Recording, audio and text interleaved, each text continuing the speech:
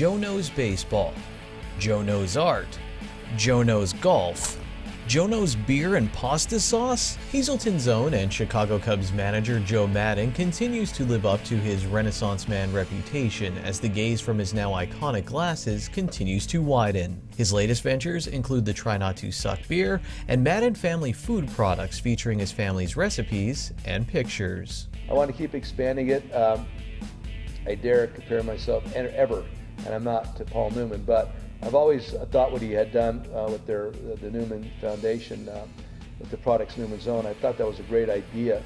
And the fact that back here we are so attached to our kitchens and our moms and our grandmoms, I thought it'd be a perfect opportunity. So that's what we've done. And it's all going really well. We're going to have more products coming out. Maddon hopes to get the products in stores in Pennsylvania soon and points out that all proceeds go to the Respect 90 Foundation. Maddon's personality and winning ways have won him fans and a market for his message and his causes. The glasses are becoming more and more recognizable. But Maddon isn't interested in talking about his image at the annual Try Not to Suck in the Valley golf tournament.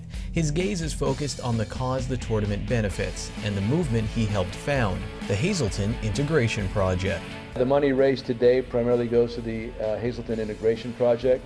I think most people around here are aware of it right now and what's going on in our country, how pertinent our role is, and the fact that I think we've been a little bit ahead of the curve in regarding getting our project off the ground and where it's at today. Today, HIP is a nationally recognized nonprofit that continues to grow inside the Hazelton One Community Center. Originally, the plan was like very wide open. It was fluid because we didn't know.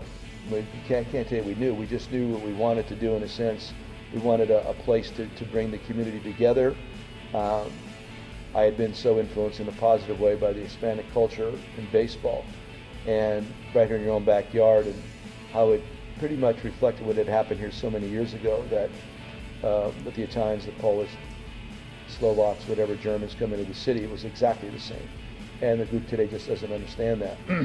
Primarily because maybe of a darker color skin, that probably interferes with the acceptance sometimes, but it's the same thing exactly.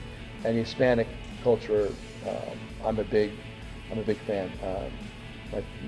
Pedro Strop got the save yesterday, and Stropey is one of the best humans I've ever met in my life. Dickie Thon was my first roommate. I think he was from Puerto Rico. HIP won national recognition when the publication The Atlantic chose the group in 2018 for a renewal award given to organizations solving problems in their communities. But even with the success, Maddon still thinks there's work to be done.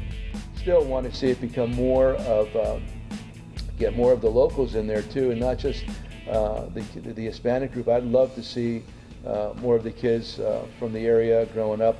It's for everybody, our center, and I can't emphasize that enough. That's the whole purpose, and that's what we got going on right now. The ability to compromise, come across the aisle, get to know one another. This is a perfect opportunity to do it, whether it's after school program, educationally, whether it's an athletic program.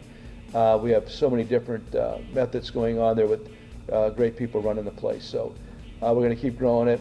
We wanted to become a national model. I think we are. And hopefully at some point we're going to be able to help others design specifically the same kind of program in their communities too. Maddon stuck with the idea of community when he was asked about Little League Baseball.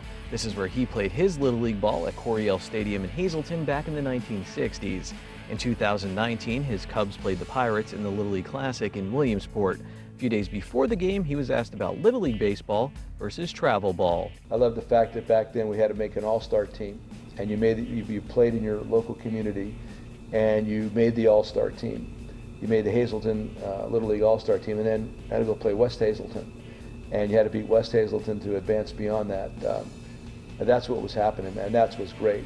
It was kind of a meritocracy at that point too, and loved it. And there's nothing wrong with that. There's still nothing wrong with that. So easily you can see where I'm a fan of the earned method as opposed to where kids just pay to be on a travel team and think that something great's going to happen. Too many times these days, when you go to the travel component, all these guys are trying to do is be best in show. It's almost like a dog and pony show. They're not necessarily concerned about representing the area and that sense of community. Maddon's gaze is wide. Art, baseball, music, food, Chicago, Tampa, Hazelton, and it may be staring back at you in the grocery store one day soon. For SSPTV Sports, I'm Ken Kara.